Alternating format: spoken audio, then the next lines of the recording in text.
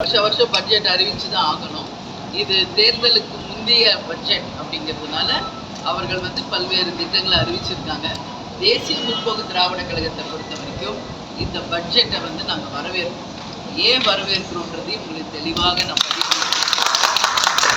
அதையும் நான் தெளிவாக பதிய வைக்கிறேன். எதுக்காக அப்படின்னா, கேப்டன் அவர்கள் 2006 நம்மளுடைய முதல் தேர்தல் அறிக்கை புத்தகத்தில் கொடுத்த பல்வேறு திட்டங்களை இந்த முறை தமிழக அரசு முதல்வர் அவர்களும் அறிவிச்சிருக்காங்க. அதற்காக தமிழக அரசுக்கு நாங்கள் நன்றியை சொல்ல கடமைப்பட்டோம். ஏன்னா நீங்கள் நேற்று பார்த்துருப்பீங்க, வேளாண் நிதிநிலை அறிக்கையில் இங்கே இருக்கின்ற ஒரு 5000 விவசாயிகளை வளர்ந்த நாடுகளுக்கு அழைத்து சென்று இப்போ இருக்கிற லேட்டஸ்ட் டெக்னாலஜி படி எப்படிலாம் அக்ரிகல்ச்சரில் டெவலப் பண்ண முடியும் அப்படிங்கிறது அவங்களுக்கு விளக்கும் வகையில் ஜப்பான், சைனா போன்ற பல்வேறு நாடுகளுக்கு அழைத்து செல்வோம் என்று ஒரு அறிவிப்பு நேற்று வந்தது. இது கேப்டன் அவர்கள் 2006 எங்களுடைய தேர்தல் அறிக்கை புத்தகத்திலேயே அன்னைக்கே இதை நாங்கள் வெளியிட்டது தான். அது மாதிரி தான் ரேஷன் பொருள் தேடி வரும். அதே போல தான் இன்றைக்கி பார்த்தோம்னா பல்வேறு திட்டங்கள் கேப்டன் அறிவித்தது வந்திருக்கிறது.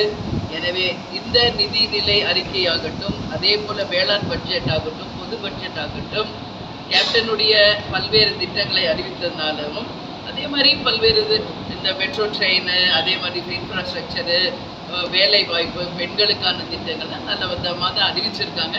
இன்னும் நிறைய வேலை வாய்ப்புகளுக்கெல்லாம் இன்னும் அதிகபட்சமாக கொஞ்சம் சொல்லியிருந்தால் நல்லா இருந்திருக்கும் என்பதும் எங்களுடைய கருத்து என்பதை இந்த நேரத்தில் பட்ஜெட்டை குறித்து நான் தெரிவிக்கிறேன். நிரூபிக்கப்படணும். இப்போ பொதுவாக நம்ம சொல்லக்கூடாது. அது நிச்சயமாக 1000 கோடி ஊழலா அப்படிங்கிறத கண்டுபிடிக்கணும். ஏன்னா ஏற்கனவே செந்தில் பாலாஜி அவர்கள் கைது செய்யப்பட்டு ஜெயிலில் இருந்துட்டு இப்போ வெயிலில் வந்திருக்காரு.